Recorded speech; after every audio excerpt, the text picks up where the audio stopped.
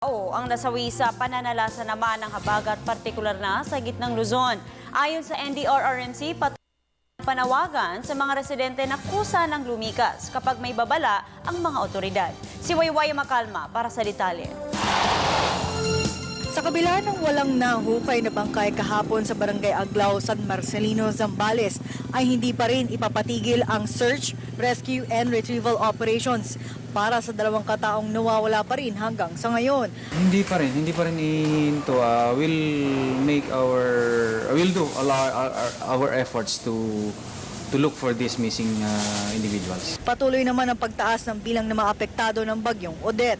Ayon sa huling talaan ng National Disaster Risk Reduction and Management Council, umaabot na sa 31 katao ang nasawi dahil sa bagyong Odette. 29 rito ay namatay dahil sa landslide. Tumaas naman ang bilang sa 122,412 na pamilya o 584,730 na individual. Nakahapon ay nasa higit 430,000 lamang. Ayon kay Major Reynaldo Balido, posibleng tumaas pa ang mga bilang ng apektado sa mga susunod na araw dahil sa binabantayan na ang ahensya ng Tropical Depression Paulo.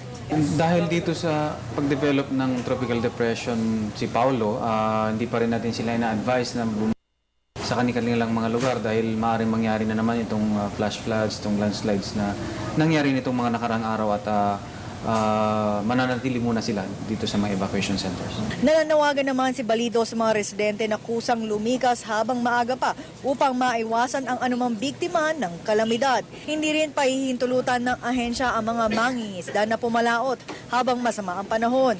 May isang landslide naman ang naitala kaninang madaling araw sa Barangay Bulan, Bawang, Batangas. Wala namang naitalang sugatan o natabunan ng guho. Pero patuloy pa rin ito minomonitor ng militar upang walang matabunan. Sa ngayon ay patuloy pa rin ang pamamahagi ng relief goods ng lokal na pamahalaan, gayon din ang medisina upang maiwasang magkaroon ng sakit ang mga evacuees. Pinapaalalahanan natin na umiwas muna sa paglalayag para makaiwas tayo sa mga sakuna. May mga napapaulat tayong mga isda na nawawala at sana magsilbi itong mga leksyon para sa ating mga kababayang mga isda. At ito sa ating mga kababayan naman na naandyan pa rin sa mabababang lugar na pwedeng tamaan ng flash floods or kaya landslides, mas mabuti pong lumikas, mag-evacuate muna tayo para makaiwas tayo sa mga sakuna. Para sa telebisyon ng Bayan, Wayway